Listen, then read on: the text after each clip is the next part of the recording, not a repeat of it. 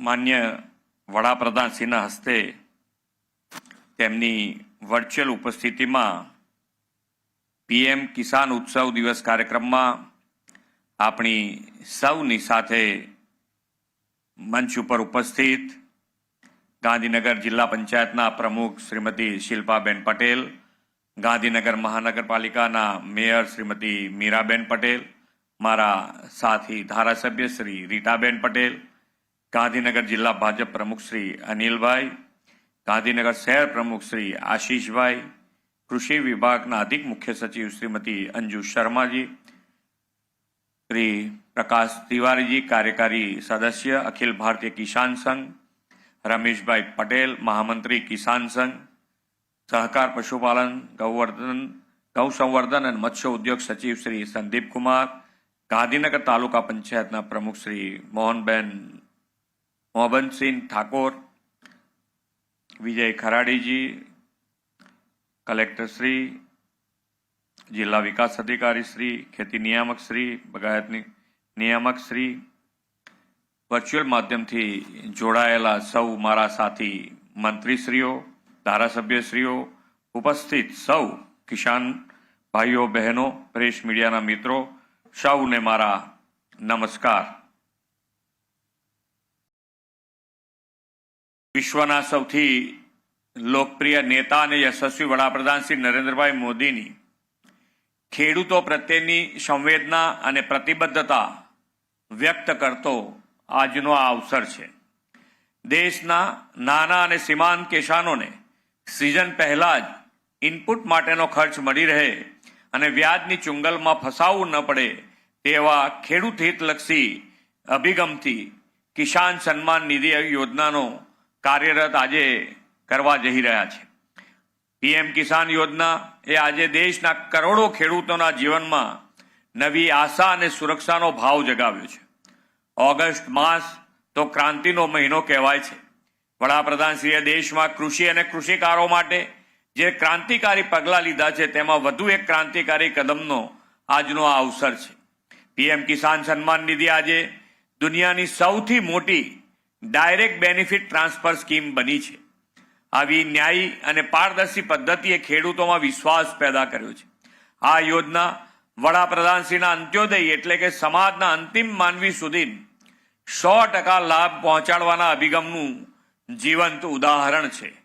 દેશના ખેડૂત પરિવારો માટે આર્થિક સહાયના આ પ્રેરણાદાયી કદમથી ખેડૂત કલ્યાણને વડાપ્રધાનશ્રીએ પ્રાથમિકતા આપી છે. જ્યારે સાચી નિયત હોય, સેવાની ભાવના હોય તો કેવી ઝડપથી કિસાન હિત અને જનહિતના કામો થાય એ વડાપ્રધાનશ્રીએ દેશ અને દુનિયાને બતાવ્યું છે. તેમણે જ્ઞાન એટલે કે ગરીબ, અન્નદાતા, યુવા અને નારી શક્તિને વિકસિત ભારતના આધારસ્તંભ ગણાવીને કલ્યાણ યોજનાઓ બનાવી છે. વડાપ્રધાનશ્રીએ ટેકનોલોજીના સમન્વયથી જન સુખાકારી વધારવાની અનેક પહેલો પણ કરી છે. પીએમ કિસાન સન્માન નિધિમાં અત્યાર સુધીમાં 19 સપ્તાહમાં દેશના કરોડો કિસાન પરિવારના બેંક ખાતામાં કરોડો રૂપિયા ડીબીટીથી જમા થયા છે. ગુજરાતના 52 લાખથી વધુ ખેડૂતોના ખાતામાં પણ 1118 કરોડ રૂપિયા જમા થયા છે. શ્રી મોદી સાહેબના વિઝનરી નેતૃત્વમાં પાછલા 11 વર્ષમાં બીજથી બજાર સુધીના સુદીર્ઘ આયોજનથી ગુણવત્તાવાળા બિયારણ, શ્રેષ્ઠ બજાર સુલભતા સહિત સમગ્ર કૃષિને વ્યાપક પ્રોત્સાહન મળ્યું છે. 2013-14ની સરખામણીએ આ વર્ષના કૃષિ બજેટમાં 5 ગણો વધારો થયો છે. પાક ઉત્પાદકતામાં સુધારા માટે તેમના નેતૃત્વમાં 25 કરોડ સોઇલ હેલ્થ કાર્ડનું વિતરણ કરવામાં પણ આવ્યું છે. આ 11 વર્ષમાં આધુનિક સિંચાઈ અને ધિરાણની સરળતાથી લઈને ડિજિટલ માર્કેટ અને એગ્રીટેક ઇનોવેશન સુધી આખો દેશ સ્માર્ટ ખેતી અપનાવી રહ્યો છે. ડેરી, મત્સ્ય ઉદ્યોગ જેવી કૃષિ સંલગ્ન ક્ષેત્રો પણ વિકસ્યા છે અને ગ્રામીણ સમૃદ્ધિ તેમજ ક્લાઇમેટ સ્માર્ટ કૃષિને વેગ મળ્યો છે. વડાપ્રધાન શ્રી નરેન્દ્રભાઈ મોદીએ જે કહેવું તે કરવુંની કાર્યપર સંસ્કૃતિ વિકસાવી. તેમણે આ વર્ષના બજેટમાં પીએમ ધન ધાન્ય કૃષિ યોજના શરૂ કરવાનું જે કમિટમેન્ટ કર્યું હતું તેને તાજેતરમાં જ મંજૂરી પણ આપી દીધી છે. આ યોજના અંતર્ગત રાજ્ય સાથે ભાગીદારીમાં દેશભરમાંથી ઓછી પ્રોડક્ટિવિટી વાળા 100 જિલ્લાઓને આવરી લેવાશે. પીએમ ધન ધાન્ય કૃષિ યોજનાથી પ્રોડક્ટિવિટી વધારવા, સિંચાઈ સહિતની સુવિધા વધારવા, ક્રેડિટ ઉપલબ્ધ કરાવવા જેવી સુવિધાઓ દેશના 2.25 કરોડ ખેડૂતોને ફાયદો થવાનો છે. એટલે કે જ્યાં જ્યાં ખેતી, જે જિલ્લામાં જ્યાં ખેતી ઓછી થાય છે, જમીન છે, ખેડૂત છે, પણ ક્યાંક ને ક્યાંક પાણીની મુશ્કેલી હોય કે સિંચાઈ માટે જે મુશ્કેલી પડતી હોય, એ બધી મુશ્કેલીમાંથી એને બહાર લાવવા માટે આ ખૂબ સારી યોજના દેશભરના જે 100 જિલ્લાઓ છે એને આવરી લઈને આ યોજના બનાવવામાં આવી છે.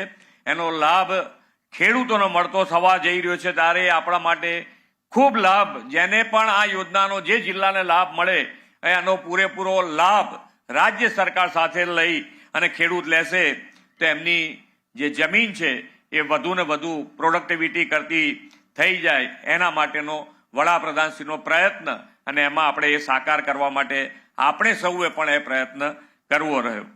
બીજી એક મહત્વપૂર્ણ પ્રધાનમંત્રી કિસાન સંપદા યોજના માટે કુલ 6520 કરોડ ખર્ચની 2 દિવસ પહેલા જ મોદી સાહેબે મંજૂરી આપી છે. આદરણીય વડાપ્રધાનશ્રીએ 2047માં વિકસિત ભારતના નિર્માણનું લક્ષ્ય રાખ્યું છે. તેમાં પ્રાકૃતિક ખેતીને પણ પ્રાધાન્ય આપ્યું છે. તેમના નેતૃત્વમાં મિલેટ અને પ્રાકૃતિક કૃષિ જેવી પરંપરાગત પદ્ધતિઓને પુનર્જીવિત કરવામાં આવી છે. આપણે પણ આજના સમયની માંગ એવી પ્રાકૃતિક ખેતીને પ્રોત્સાહન આપવા માટે વિવિધ પ્રકલ્પો અને સહાય યોજનાઓ શરૂ કરી છે. પ્રાકૃતિક ખેતીના શિક્ષણ અને સંશોધનને સમર્પિત Gujarat natural farming science university હાલોલમાં શરૂ કરાવી છે. પ્રાકૃતિક ખેતી કરવા ઈચ્છતા ખેડૂતોને પ્રેક્ટિકલ તાલીમ મળે તે માટે મોડેલ ફાર્મ પણ બનાવ્યા છે. પ્રાકૃતિક કૃષિના ઉત્પાદનના વેચાણને પ્રોત્સાહન આપવાની પણ વ્યવસ્થા ઊભી કરી છે. આવા અનેક ખેડૂત હિતલક્ષી આયોજનથી આપણે વિકસિત ગુજરાત માટે વિકસિત ખેતીનું નિર્માણ પણ કરવું છે.